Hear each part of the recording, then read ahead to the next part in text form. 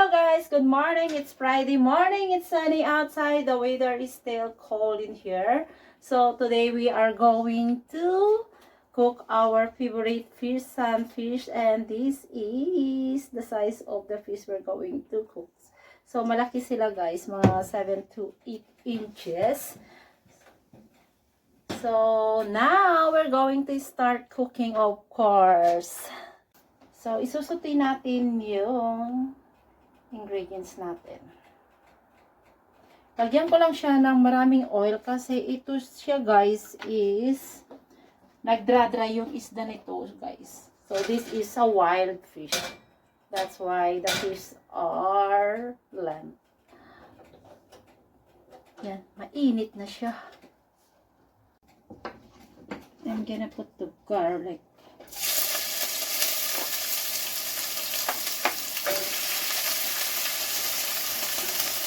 Ituti lang natin yung garlic until mag-slightly brown siya. And the next is our ginger.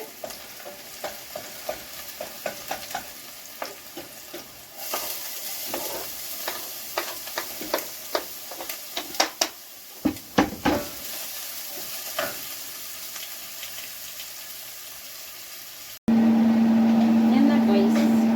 Ilo ko lang siya. So, nag-slightly brown na siya. Lagay na natin yung isda.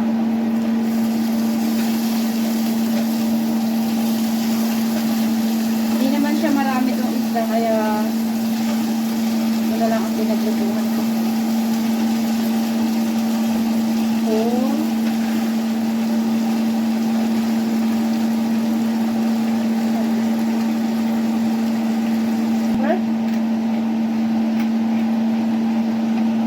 Maglagay na lang tayo ng pinch of salt for now.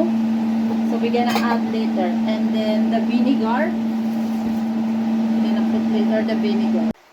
Alam niyo guys, maglalagay ako ng cherry tomato. Ito guys, yung mga hindi namin na-consume na ayaw ko namang masira. Kaya nilagay ko na lang sa frozen. Ngayon, ilalagay ko na lang ito guys dito. Sa top niya.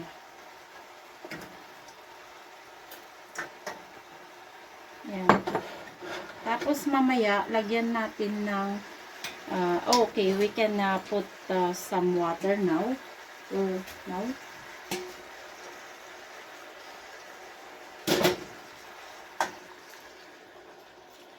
Tapos magdagdag tayo mamaya. Tingnan nga natin kung hindi dumikit yung isda. Hindi siya dumikit. Hayaan lang natin na ganyan. Yeah, magdagdag tayo mamaya ng water. Tapos lalagyan natin ng vinegar. So, takipan natin. Then, i-high natin yung apoy para madali siyang kukulo. Take a look our fish.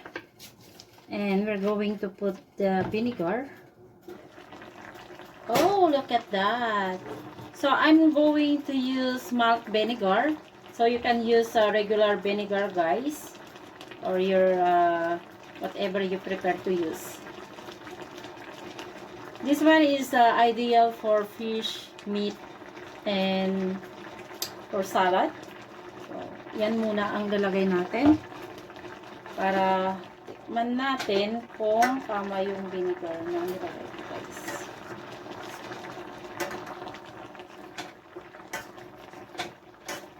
Tingnan nyo yung ano niya, yung gravy niya. Very clear. Ayan, ganyan siya. Kasarap itong isda na to guys.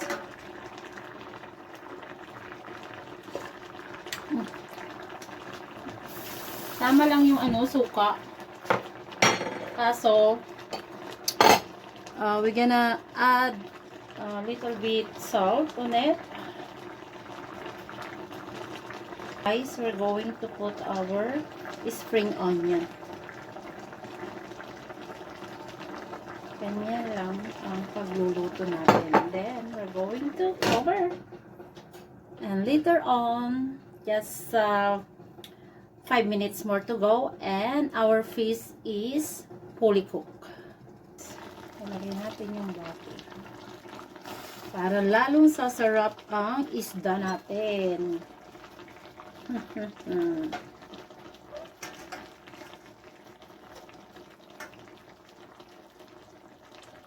So, I use unsalted butter.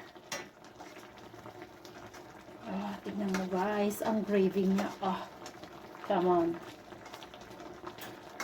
So, ito ang masarap na isda.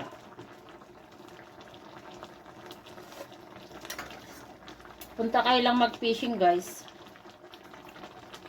It's a free. It's not free because we have a license for fishing. Ganun nga, free nga guys eh.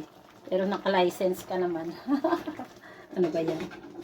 So it's not free. Natin. Oh, yan. Naluto na siya guys. Tamang-tama. Oh, tingnan nyo guys. Oh, sarap. Siyempre. So yummy. Okay guys, thank you for watching again. Hello guys, thank you for watching. I hope you like my video today. Don't forget to like, share, and follow and subscribe my YouTube channel. Okay guys, thank you so much for watching. Shout out everyone.